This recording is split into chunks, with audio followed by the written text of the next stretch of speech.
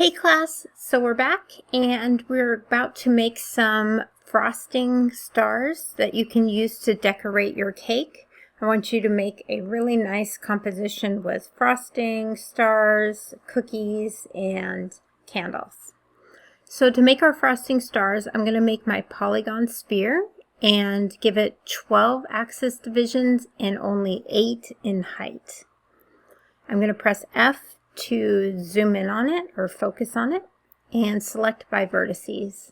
So now I'm just going to select the bottom vertices and scale them down in one direction, and once they're nice and flat I'm going to move them up just under the layer above it, but leave some space so that you're not constantly able to move it.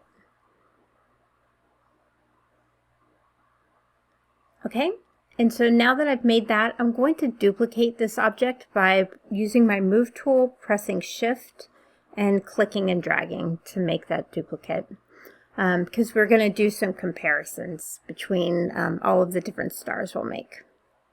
So for this first one, I'm going to select by edges and then double click on every other edge.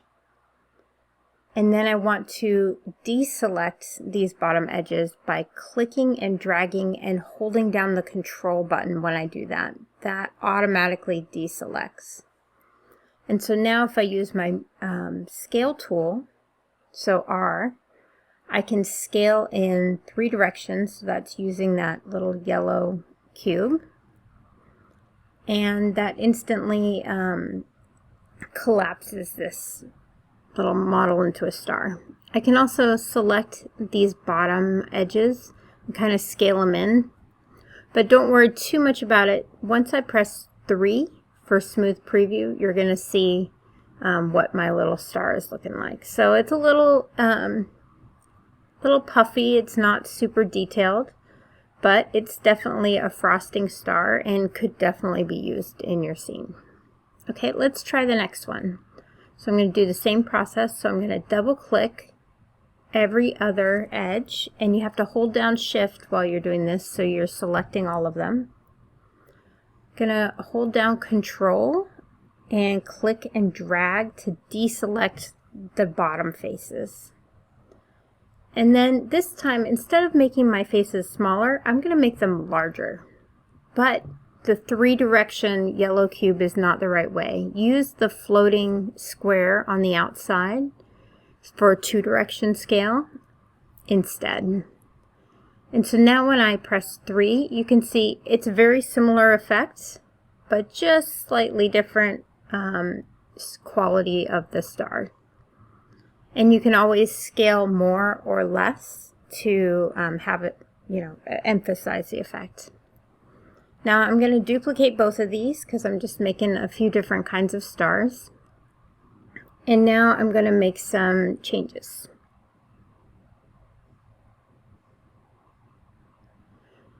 So now if I select these edges by double clicking them, and these are the edges that are indented, and hold down Shift while I'm selecting, and it's okay that they're selected underneath as well. This time I'm going to bevel these edges. So first I'm going to scale them down.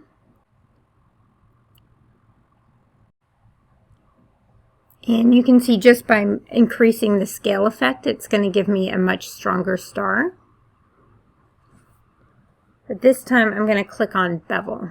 So bevel applies edge loops around the edges that I've just created. The fraction is how far should the edge loop be from the original edge loop. And the number of segments is important. I'm changing that to 2. Now when I deselect this, you can see I'm getting a really, really strong star. And I can scale it down if I like. And I think that looks pretty darn nice. All right, for the next one, we're going to use this combination of bevel and scale on the top edges, so the edges that are the furthest away. So now I'm going to do the similar settings for this one. I'm going to bevel, I think, 0.1 for fraction.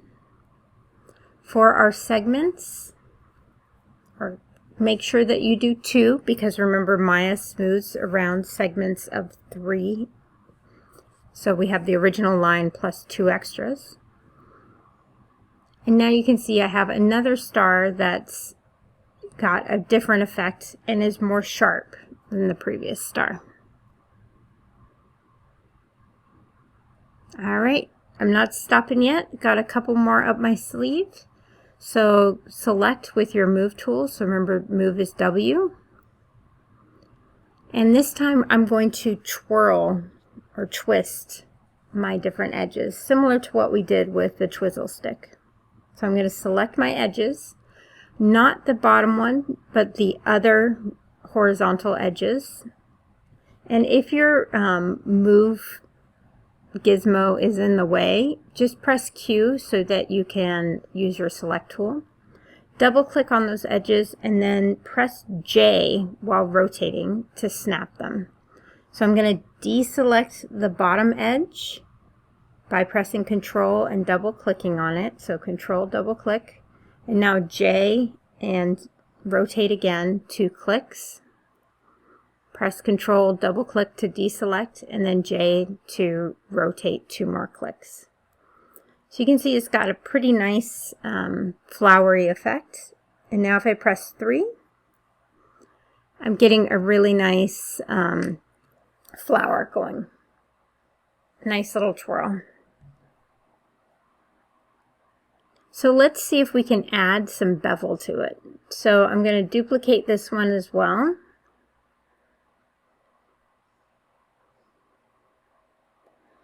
And for this one, I want to bevel all of the edges that go kind of on the outside edge. So let's double click, press Shift, double click.